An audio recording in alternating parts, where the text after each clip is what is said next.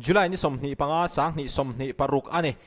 Saudi Arabia longkha Houthis hawin an loka sakringot maya tuna hianin Saudi Arabia te chuanin Yemen a Houthis te hi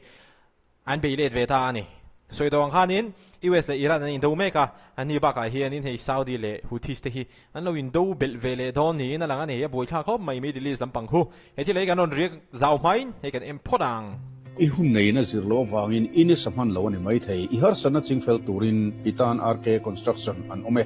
I boy pui ngai mi lovin soil test le building permit an boy pui sak thei cha civil engineer architect monitoring na noya in hun lai atanga building sakzo thlengin an tho sak thei che ani tin I inchung chau chei that edu point red niam takin an koi sak thei bok che chu mai ba ka ceiling specialist an nia biak in le ko han building a red niam te in an siam sak thei boke I building hui to tak kha thia kher ngai lovin athom that na column strengthening retrofitting anti thei boke RK construction 8837 333 oh RK construction te an number hi lo safe ula lo in shilpung ula in ma mo huna tak khanin in lo beve theu don ni oh le media linked to Yemen's Ansar al-Houthis says that Saudi strikes have targeted 2 locations on the country's Red Sea coast earlier 2% bulvela khanin mun ni Saudi Arabia hin an beilet ve ani he chu makkati lo a thleng nge don in karinga aron thleng ta chi aboka makkati lem lo khop mai he thila hi chu karina in Saudi Arabia lampang te in che har an che chhuak har zo ka a back story chu Yemen lampang hian in Saudi long oil phur pati hi an lo be very got mai ni Yemen Houthis te hian mo Houthis Iran hel khoi te hian kha Saudi zan in phuba an lange yang le indona achhuak le mai thei ti te po khanin YouTube video te kha lo siam to a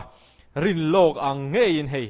anin be chun zom don ni na lang ane mi te pan Saudi media reported an attack on a Saudi vessel in the Red Sea.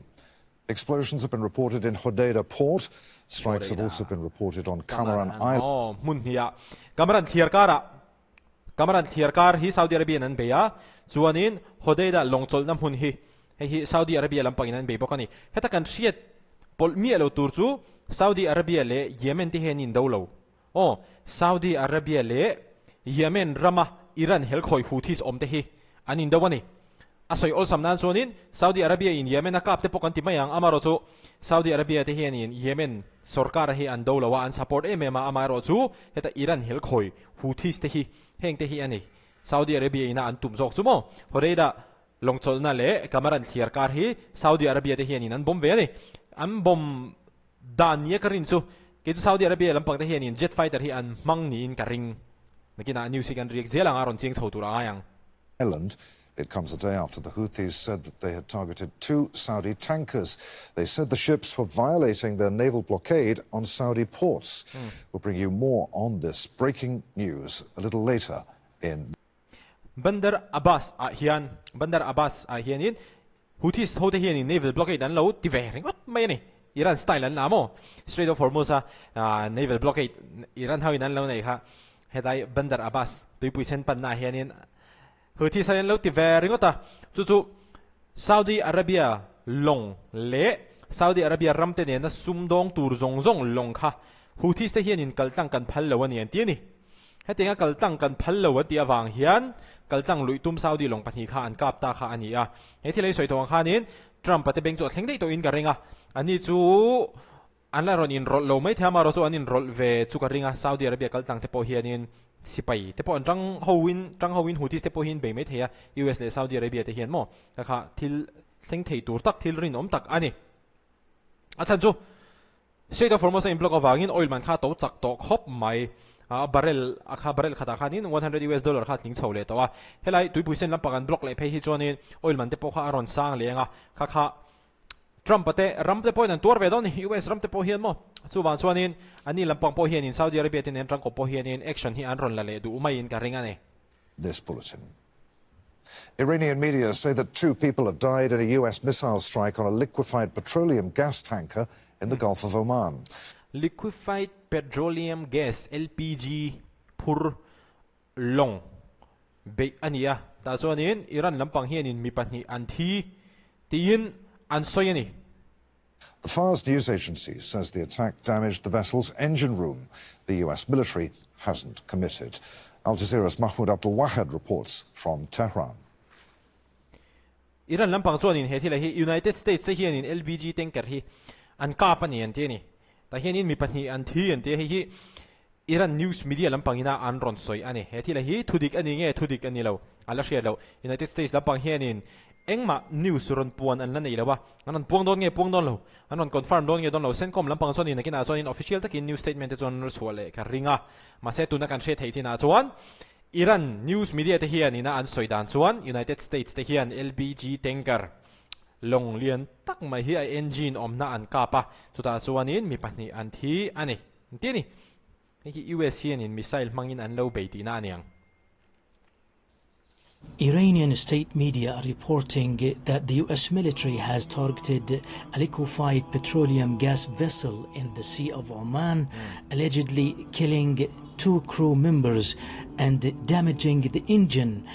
of the vessel. Kha chu kan hriat tor hnu ani ama ro chu tuna ka riek chak zok taka chu Saudi Arabia te na The Houthis an be Saudi-led kha coalition in Yemen says that it's bombed military sites linked to the Ansarullah Houthis group in Hodeidah. The group is military sites ani chu an lo bom mo Hodeidah longchol na hmun apo khanin sipai hmun de ubi kha Saudi Arabia lampang te khanin an lo be ani backed by Iran and is currently enforcing a naval blockade against Saudi ships. The attacks come just days after the Houthis said they targeted 2 Saudi tankers accused of violating their blockade. Strikes have also been reported on Hmar Island. Earlier, local media reported an attack on a Saudi vessel in the Red Sea. Well, the Saudi-led coalition has released a statement saying that they've carried out a proportion. Saudi-led coalition om je chu Saudi Arabia te Yemen te Saudi Arabia le Yemen sarkar hi chon tang dun reng Saudi Arabia hian Yemen sarkar hi support lutuk amaro chu Yemen ram chunga Iran hel khoi Houthis te lo om ve ringo ta hi hian in thil hi chok boi le ta ani heti hian in Saudi-led coalition te chon in statement ti chuaka the coalition carried out a proportionate military response against legitimate military targets in Hodeidah governorate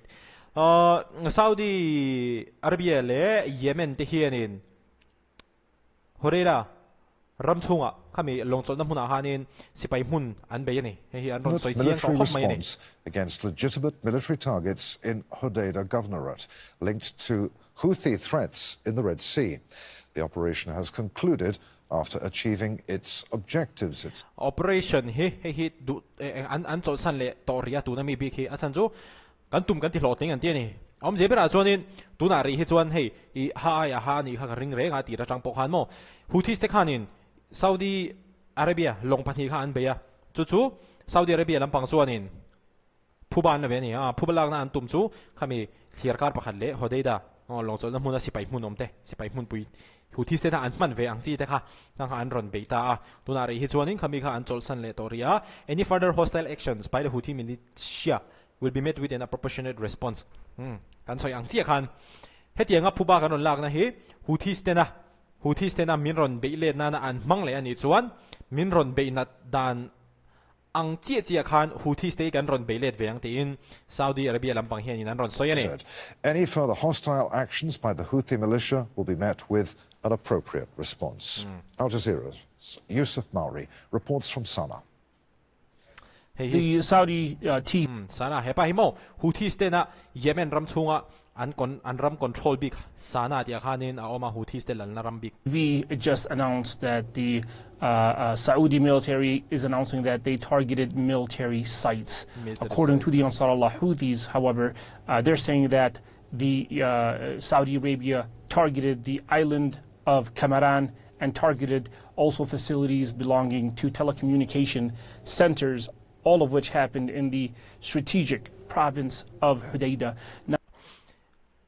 hetak hi Saudi Arabia lampang chuanin sipai hmun kan be an ti ta amaro chu Houthis lampang chuanin kami clear kar kha chun be nge ya amaro chu Hodeidah kha chuanin telecommunication service kai hnoi thil an ron ti chi ani an ti dei ni an soi tuma chu indirect win sipai hmun min ron be sakhe chun ti chuang la amaro chu mi puite pona an man tangkai thei tur hatiang telecommunication ma in biak pona na poimo tak mai sipai te tan chau ni lo mi puite pona an man tangkai thei tur kha Saudi Arabia lampang hianin an ron be ani ti in Houthis te lampang chuanin an soi dai mai ni. Now we know that the island of Hmar is known for its strategic importance. It is Yemen's largest island, and it's actually very close to Bab al-Mandab, where the ships the Saudi oil tankers are being targeted. So whenever you have such a situation, as it has happened before, where Saudi Arabia targeted the province of Hodeidah, targeted the port of Hodeidah, although Saudi Arabia is saying that they did not target the port of Hodeidah and that the port of Hodeidah remains open and fully operational. This was expected. There was the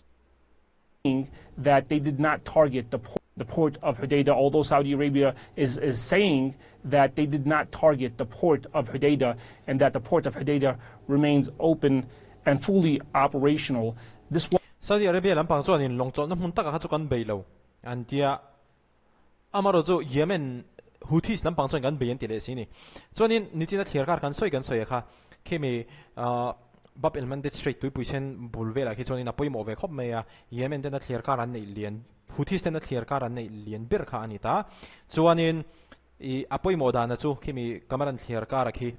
Heta Strait of Hormuz Keshem Island Bandar Abbas kanti tenen khan an pui modan kha in tuklang ani achan chu hemi kamaran thlir kara kha bab el mandate Strait ne kha nei nai khop mai ani chu van chuanin heng hi Houthi setan po hianin apoi modon ti kha achiang ani was expected. There was the response from Saudi Arabia was expected by the Ansar Allah Houthi group. They did warn that if Saudi Arabia does attack Yemen, does attack the province of Hodeidah or any province under their control, then they're going to be more strikes targeting not just oil tankers, not just imposing the naval blockade on all Saudi shipping, but also targeting Aramco oil facilities, targeting Saudi airports, Saudi air bases, and Saudi Aramco oil pipelines in Saudi Arabia. So this is the latest that we have right. Hey, Houthis te lampang chuan in Saudi Arabia te na phuban lon ra khi an lo be sei ruwa an lo ring loka chu van chuan in Saudi Arabia lampang hin phuba in ron la kha miron be vai chuan in infrastructure poi mo tak Aramco mo chuan in Aramco pipeline te in airport te ngan ron be let ve hal don an ti a chu wang chuan tu na hian an ni pan hi in kar bo ruwa khi tu te mo an ron control lo chuan US le Iran te ang thluk tho hian in tiang hian in buaina hi anasa chho palang ti a hlom khop mai oh khami kha he video tanga kan han react chhuat thei choni ro se video la in mole theu don ni oh